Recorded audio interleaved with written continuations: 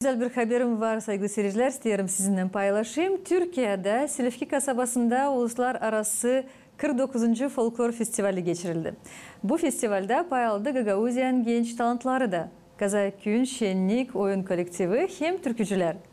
Yönümlü bu vizit oldu Kazaköy'ün primariyasının Rafet hem Ivana Köksal ailesinin yardımından.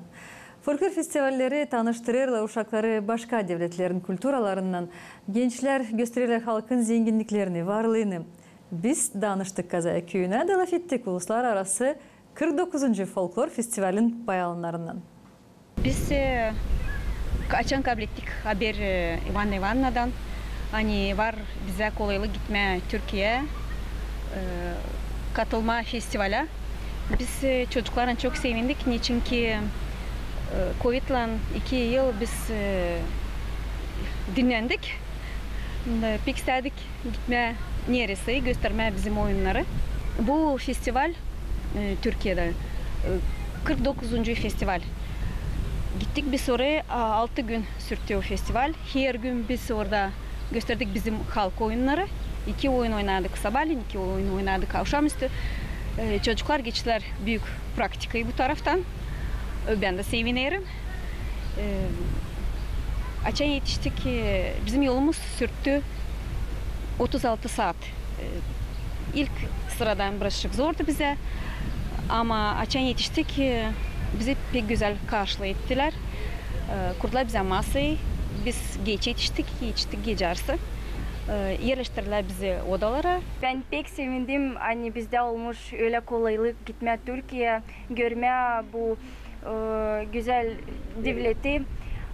Biz orada tanıştık öbür dans kolektiflerle. Gördük onları dansları. Onlar da tanıştılar, beğendiler de bizim dansları.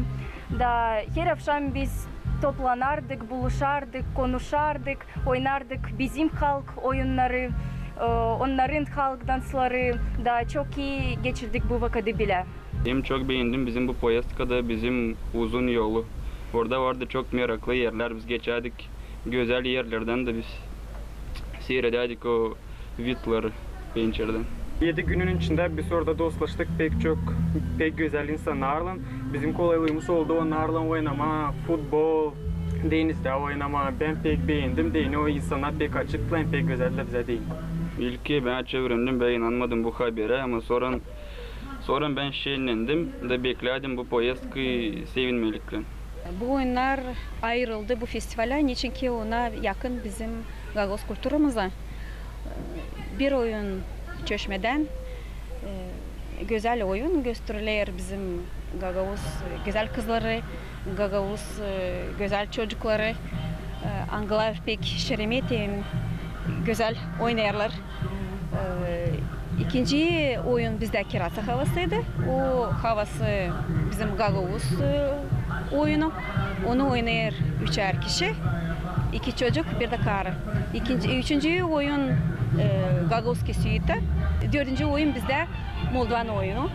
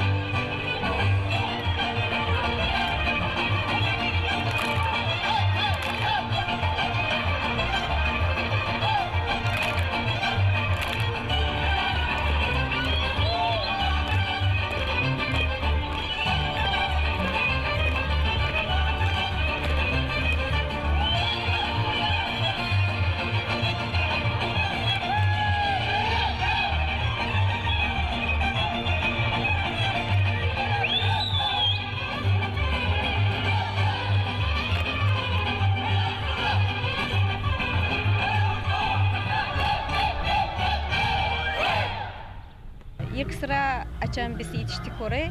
Akşamüstü. Bu güzelliği o taraftan, Türkiye tarafından Silifke'nin biz görmedik ama ertesi günü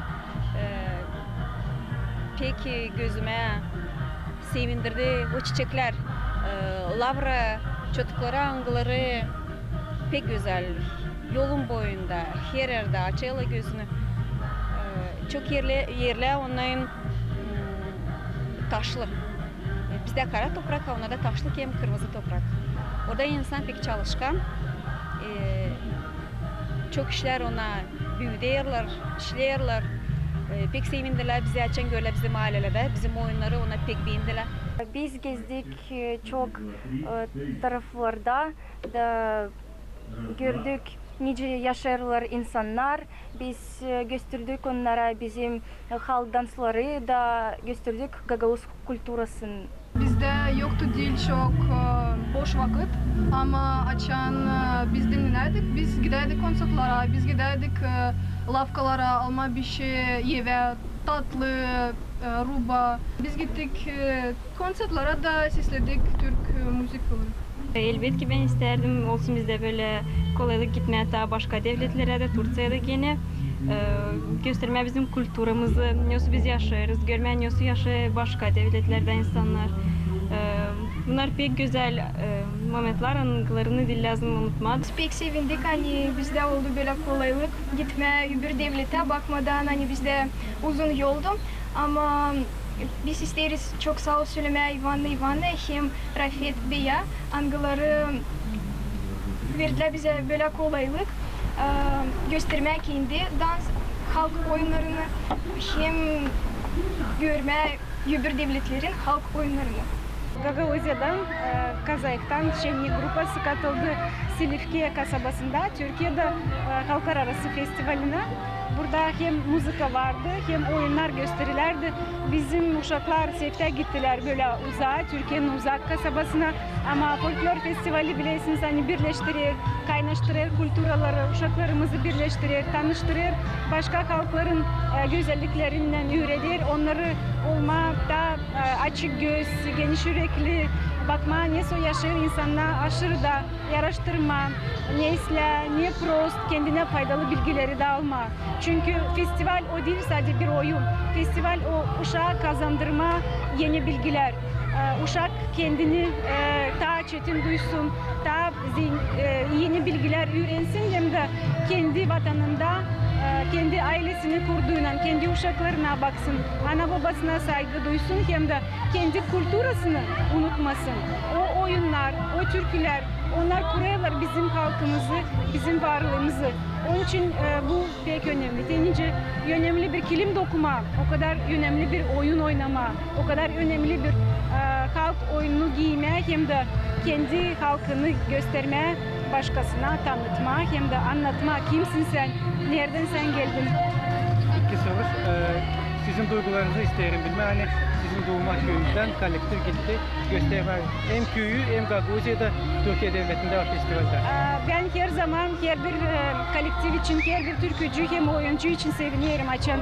Onların olayı kolayı hem Gagavuzya'da katılma yortulara, kendi köyünün tanıtma başka köyde hem açan onların var kolayı çıkma devletin dışına aşırıya gitmeye. O zaman ben daha da seviniyorum. Her bir uşak için, genç için, artist için, çalışanlar için çünkü onlar gittiğinde aşırıya onlar senin devletin adından gösteriyorlar güzel, faydalı hem de kültürel işleri. İşte bu uşaklar da öyle.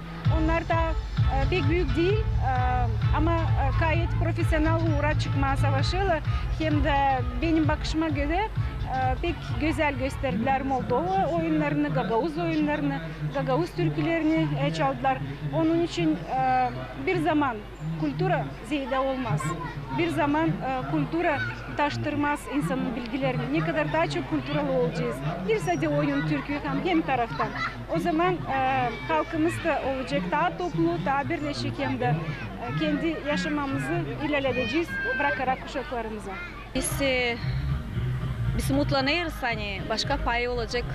Dilse bizde burada Moldova'da, dilse Gagavuzya'da olacak pay başka festivallerde de, dilse Türkiye'de de başka devletlerde. Bestiyim söyleme çok sağ olsun. Köksal ailesi, Rafet Bey, Ivan, Dilara olsunlar çok sağ ol. Hani bizi teklif ettiler bizi bu festivale. Biz çok iyi duygular gördük o Türkiye'de.